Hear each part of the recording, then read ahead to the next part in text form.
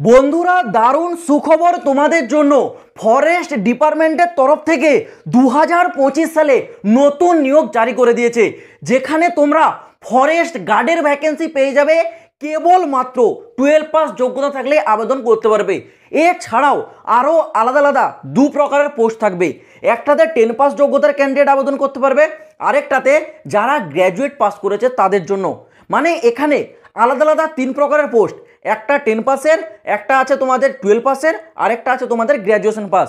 উভয় যোগ্যতা পাস ক্যান্ডিডেটদের জন্য দুর্দান্ত সুখবর।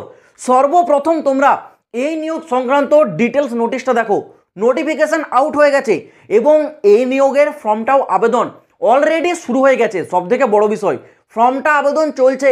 সমস্ত তথ্য তোমাদেরকে ক্লিয়ার করে বলবো। আর এখানে সবথেকে বড় বিষয়, এই নিয়োগ প্রক্রিয়াতে কেবল একটি তোমাদের এক্সাম, একটি এক্সামের উপর ভিত্তি করে পুরো সিলেকশনটা হবে। আর এখানে তোমরা এক্সাম সেন্টার আমাদের রাজ্যের মধ্যে কলকাতাতে পেয়ে যাবে। আর সবথেকে ইন্টারেস্টিং বিষয়, এই নিয়োগের কম্পিটিশন ভাই নাকে বরাবর বললেই চলে। মুশকিল মানে খুব জোর টেনে টুনে হয়তো 1,500 ক্যান্ডিডেট আবেদন করবে। এটা এমন একটা সিক্রেট রিক্রুটমেন্ট যেই সম্বন্ধে খুব কম ক্যান্ডিডেট জানে। বুঝতে পারছো? তো তোমাদের জন্য অপরচুনিটি আছে, কেউ মিস করবে না। পুরো ভিডিওটা দেখো, কমপ্লিট ইনফরমেশন নিয়ে যাও। মাঝপথে স্কিপ করলে সম্পূর্ণ ইনফরমেশনটা তোমরা জানতে পারবে না। তো বেশি কথা বাড়াবো না, একেবারে চলে যাচ্ছি মূল ভিডিওর দিকে। দেখো বন্ধুরা, ফরেস্ট ডিপার্টমেন্টের তরফ থেকে 2025 সালে নতুন নিয়োগ জারি করেছে। এই নিয়োগের ফর্মটা আবেদন গত 14 জুলাই 2025 থেকে শুরু হয়ে গেছে। মানে অলরেডি তোমাদের কিন্তু দুদিন হয়ে গেল।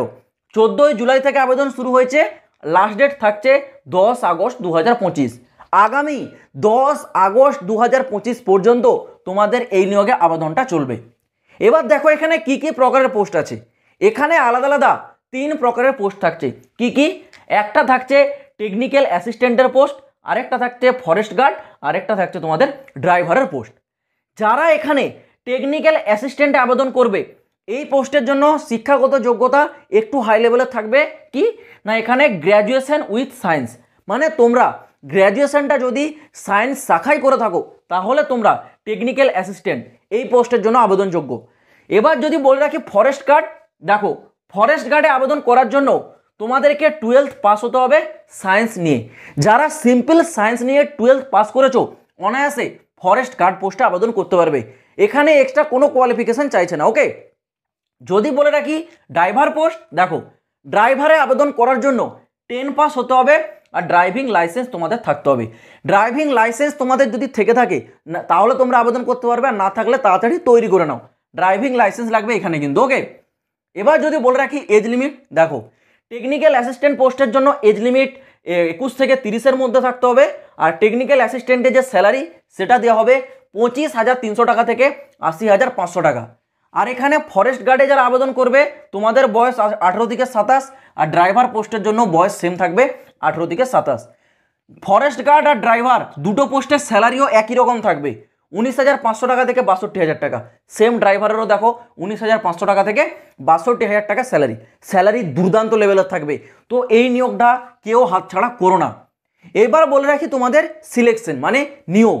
দেখো নিয়োগ প্রক্রিয়াটা খুবই সহজ। এখানে কীরকম, সর্বপ্রথম হবে তোমাদের একটা এক্সাম, তারপর হবে ফিজিক্যাল। যেহেতু এটা ফরেস্ট ডিপার্টমেন্টের চাকরি, বন দপ্তরের চাকরি, তো ফিজিক্যাল একটা হবে, খুবই ইজি ফিজিক্যাল। ওকে, নামমাত্র ফিজিক্যাল, আমি ক্লিয়ার করে দিচ্ছি, আগে ডিটেলসগুলো দেখে রাখো। ফিজিক্যাল হবে, তারপর ডকুমেন্ট ভেরিফিকেশন, তারপর তোমাদের একটা সিম্পল ওই নর্মাল মেডিকেল টেস্ট, তোমার শরীর সম্পূর্ণ ঠিক আছে কিনা এটাই চেক আপ করা হবে। যদি বলে রাখি এখানে তোমাদের ফিজিক্যাল, দেখো ফিজিক্যালটা হবে তোমাদের কীরকম, যারা মেল ক্যান্ডিডেট মানে যারা পুরুষ ক্যান্ডিডেট তাদের সর্বপ্রথম হাইট চেক করা হবে।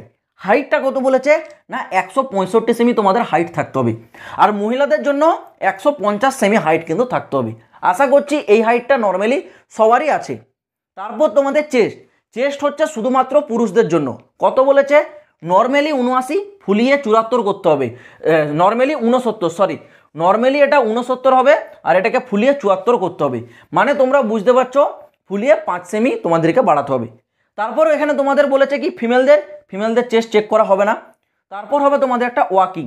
ওয়াকিং মানে হেঁটে চলা, এখানে রানের কোনো প্রয়োজন নেই, কারণ ডিস্টেন্স আর তার টাইমটা একবার দেখো। এখানে মেল ক্যান্ডিডেটদের বলেছে ওয়াকিং 25 কিলোমিটার 4 ঘন্টা সময় দেওয়া হবে। 25 কিলোমিটারের দূরত্ব 4 ঘন্টার মধ্যে তোমাদেরকে কভার করতে হবে। আর যারা মহিলা তাদের জন্য ওয়াকিংয়ে 14 কিলোমিটারের দূরত্ব 4 ঘন্টা। বুঝতে পারছো, এখানে রানের কোনো প্রয়োজন নেই, হেঁটে চললে আরামসে 4 ঘন্টার মধ্যে মহিলাদের ক্ষেত্রে 14 কিলোমিটার ইজি কমপ্লিট হয়ে যাবে। আর যদি মেল ক্যান্ডিডেটদের বলি 25 কিলোমিটার, তাদেরও ইজিলি কমপ্লিট হয়ে যাবে। এছাড়া ফিজিক্যালে আর কিছু থাকছে না। তারপর যেমন হয় তোমাদের মেডিকেলটা তো নর্মালি হবে। আর যদি বলে রাখি এক্সাম, দেখো এক্সামের সেন্টারের অনেক অপশান আছে। নোটিশটা যখন ডাউনলোড করে দেখবে সেখানে দেখতে হবে আমাদের পশ্চিমবঙ্গে কলকাতা এক্সাম সেন্টার থাকছে, তো রাজ্যের বাইরে যাওয়ার কোনো প্রয়োজনই নেই। ভেতরে এক্সাম সেন্টার পাচ্ছ, ইজিলি তোমরা এখানে বসেই কিন্তু এক্সামটা দিতে পারবে পশ্চিমবঙ্গে।